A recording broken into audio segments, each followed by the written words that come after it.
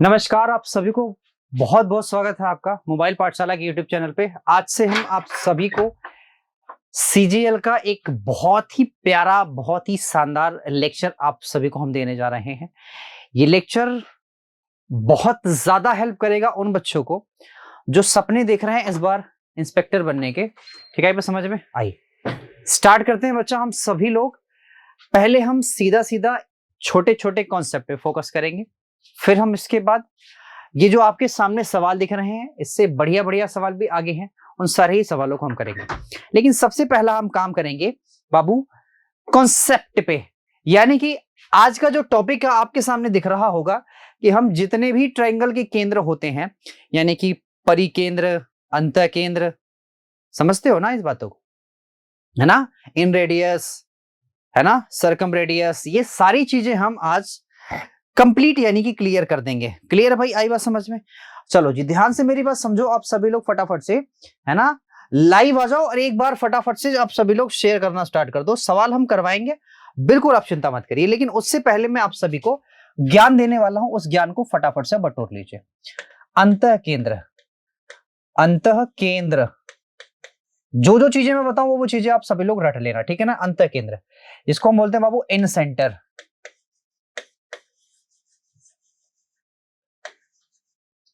इन centre, इन centre, बताइए समझ में? देखो, इन सेंटर एक्चुअली हमेशा जो होगा वो त्रिभुज के अंदर होगा, बाहर नहीं हो सकता। इन सेंटर का मतलब ही यही है कि वो त्रिभुज के अंदर होगा। क्लियर आई बात समझ में? या फिर अंतर जो केंद्र हो सकता है वो त्रिभुज के रेखा पे हो सकता है, नहीं, अंदर ही होगा, त्रिभुज के अंदर होगा। मेरी बात आई समझ में? हमेशा त्रिभुज के मेरे भाई अंदर होगा, हमेशा ही हमेशा। अब बोलोगे आप सर ऐसा कैसे है, ऐसा आप कैसे कह रहे हो? मैं आपको बताता हूं, चिंता मत करो। तो मेरे भाई इसके लिए आपको यह जानना बड़ा जरूरी है, इसके लिए आपको यह जानना बहुत ही जरूरी है। अब बोलोगे क्या जानना जरूरी, मैं बताता हूं। ये क्या बन गया?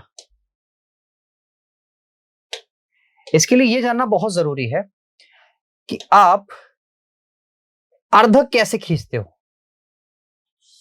अब बोलोगे सर किसका अर्धक?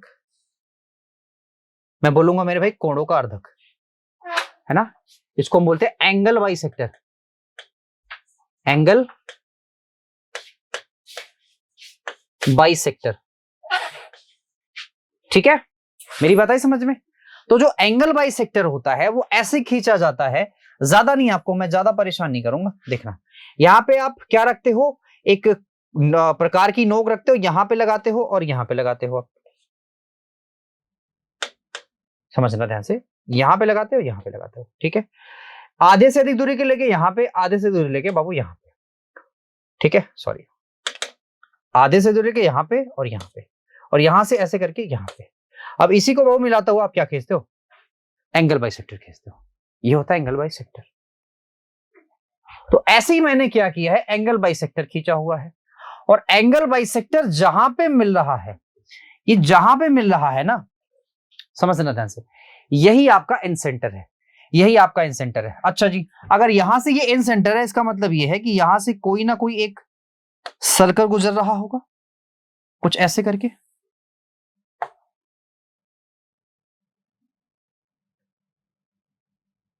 कुछ ऐसे करके गुजर रहा होगा।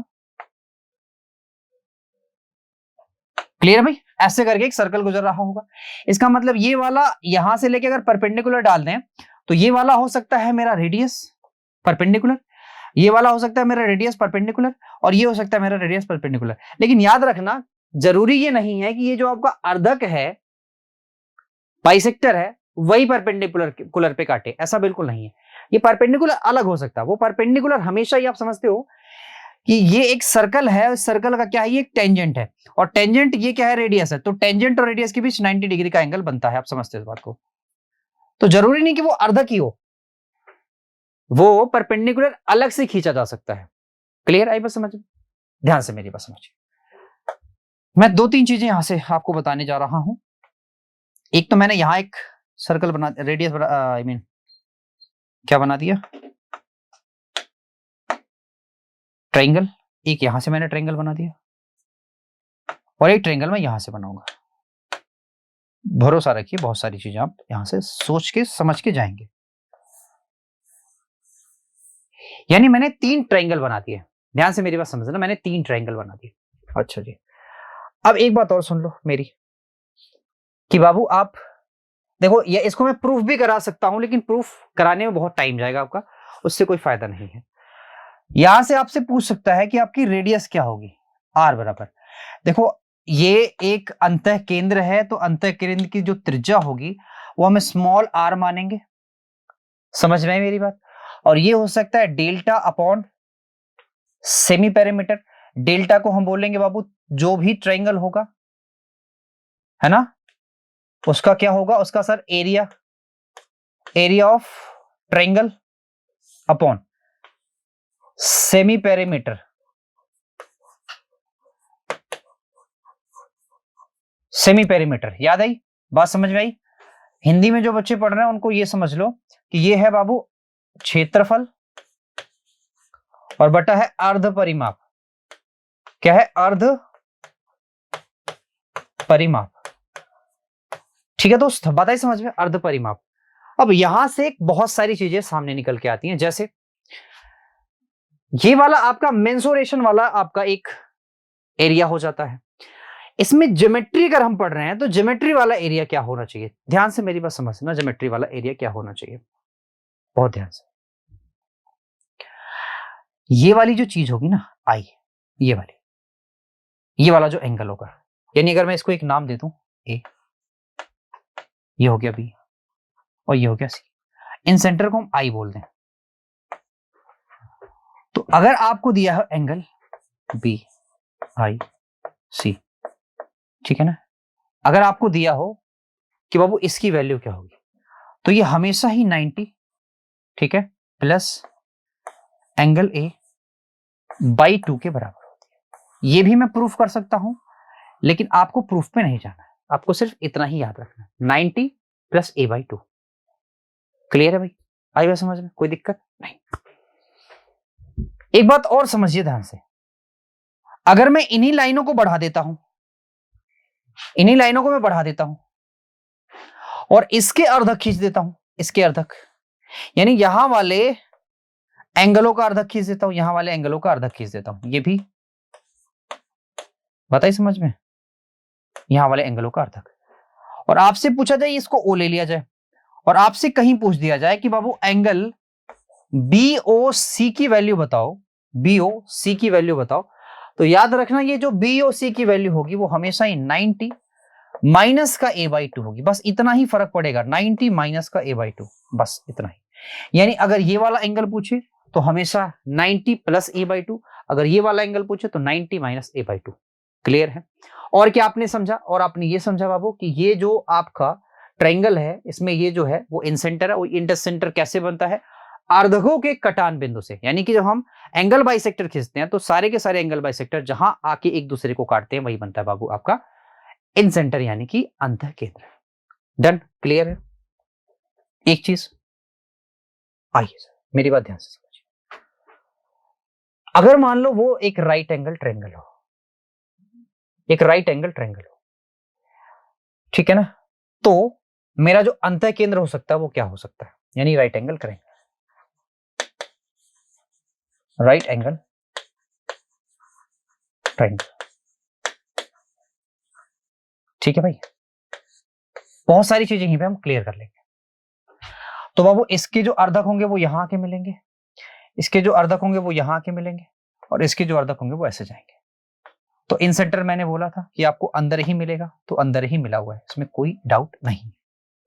क्लियर है क्या? आइए ध्यान से समझिए, सवाल ने क्या बोला है, सवाल ने बोला आपसे कि अगर मान लो ये परपेंडिकुलर है, ये बेस है, ये हाइपोटेनस है, तो इन सेंटर मतलब आर, इन सेंटर की रेडियस मतलब आर बराबर होगा, मानते इस बात को, आप समझते इस बात को कि बाबू किसी भी ट्रायंगल, जो वो ट्रायंगल होगा उसका एरिया यानी कि हाफ बेस इंटू हाइट, है ना, बेस इंटू हाइट, यानी परपेंडिकुलर अपॉन बी, यही होगा अपॉन। अब उस सेमी पेरीमीटर, तो सेमी पेरीमीटर होगा आप समझते हो सभी का सम और बटा दो, तो 1/2 सभी का सम, यानी P plus B plus H। मानते हो? ये वाली चीज कैंसिल आउट, ये वाली चीज कैंसिल आउट। यानी आप सीधे बोल सकते हो, अगर आपको इन सेंटर पूछेगा तो इसका मतलब ये है कि P into B upon P plus B और प्लस H। एक ये तरीका हो सकता है, एक ये हो सकता है। ठीक है, आई बात समझ में? इसी में अगर हम इस तरह से कर दें P प्लस B और माइनस का H upon P plus B minus का H, आप समझते हो मैंने क्या किया? हर का परमीकरण कर दिया। आप समझते हो ना परमीकरण क्या होता है? क्लियर? कोई समस्या तो नहीं है? तो जब हर का परमीकरण करेंगे तो R की जो वैल्यू आती है वो आती है P प्लस B माइनस का H बटा 2। मैं सबको सॉल्व करा सकता हूं, लेकिन आपको सिर्फ मेन चीजें बता रहा हूं कि आप ये याद रखिए कि अगर इन सेंटर की रेडियस आपसे पूछेगा और वो होगा अगर ट्रायंगल, समझ गए मेरी बात? वो वाला ट्रायंगल क्या हो सकता है? अगर आपका राइट एंगल ट्रायंगल होगा तो इन सेंटर की जब भी रेडियस पूछेगा तो वो ये हो सकती है। बाबू बात क्लियर है ना? यहां पे कोई दिक्कत तो नहीं है? आप बोलोगे सर कोई दिक्कत नहीं। राइट एंगल ट्रायंगल वाला क्लियर हो गया? ये सारे के सारे इन सेंटर से हैं, याद रखना। तीसरी चीज, अगर वो ट्रायंगल क्या हो? इक्विलैटरल हो। इक्विलैटरल, इक्विलैटरल हो। अगर इक्विलैटरल हो इसका मतलब सारी की सारी भुजाएं आपस में क्या हो? बराबर, यानी ए भी ए हो, ये भी ए हो और ये भी ए हो, है ना? आप बहुत अच्छी तरह से समझते हैं इस बात को। ये होगा इन सेंटर। तो यहां आर बराबर क्या होगा? आप समझते हो कि del upon semi perimeter. Del का मतलब क्या होता है? किसी भी समबाहु त्रिभुज का क्षेत्रफल जो होता है √3 बाई 2 इंटू ए का स्क्वायर बटा सेमी पेरीमीटर जो होगा, ध्यान से मेरी बात समझना, सेमी पेरीमीटर वो होगा 3a। क्लियर है मेरे दोस्त? कोई समस्या? सर a से a हो जाता है कैंसिल आउट, इस वाले से √3 जाएगा लेकिन यहां √3 बच जाएगा और ये दो नीचे चलाएगा। r की जो वैल्यू होगी होगी a अपॉन 2 √3। तो मैंने आपको तीन चीजें बता दिया, क्या क्या? ये सब मेंसुरेशन की तरफ से है और बाकी सब ज्योमेट्री की तरफ से, ठीक है ना? तो दोनों चीजें हमने क्लियर कर लिया यहाँ पे, और एक ही साथ पढ़ेंगे, अलग अलग पढ़ने से क्या फायदा? क्यों भाई? समझ गए? आपका समबाहु त्रिभुज होगा तो इन सेंटर का रेडियस ये मिलेगा। अगर आपका राइट एंगल ट्रायंगल होगा तो इन सेंटर की रेडियस ये मिल सकती है, या अगर ये चीजें आप नहीं लगा सकते तो आप इसको लगा देंगे तो भी आपको मिल जाएगा। नेक्स्ट, ये वाली चीज मैंने तब बताई है बाबू कि अगर आपको विषमबाहु त्रिभुज दिया हो या समद्विबाहु त्रिभुज दिया हो, इन सेंटर के रेडियस पूछे तो आप सिंपल सी बात उस वाले ट्रायंगल का पीरियड निकाल लेना, अर्ध परिमाण निकाल लेना, हो जाएगा इन सेंटर का रेडियस। मैंने क्या बोला है? ज्योमेट्री की तरफ से अगर मान लो ये वाली चीज अगर ऐसे दी हुई है और ये वाली चीज पूछी जा रही है, यानी BAI की वैल्यू पूछी जा रही है, तो ये होता है 90 प्लस a/2 और BOC पूछा जा रहा है तो 90 माइनस a/2। ठीक है, फिलहाल तो हम इतना ही करेंगे, इतने से ही हम काम चलाएंगे, यानी इन सेंटर आज आपका बिल्कुल 100% क्लियर हो जाएगा। सवालों को भी मैं करवा देता हूँ, आइए ध्यान से मेरी बात समझिए। बहुत सारे सवाल पूछे जाते हैं, आपको पता है। पहला सवाल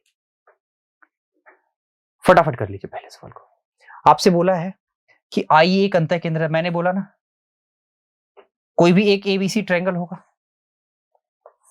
ये सारे के सारे एंगल बाइसेक्टर जो यहां मिल रहे हैं, ये अंतः केंद्र हो गया, ये A हो गया, ये B हो गया और ये C हो गया, यानी इस वाले की वैल्यू आपसे पूछ रहा है और इस वाले की वैल्यू आपको दिया हुआ है।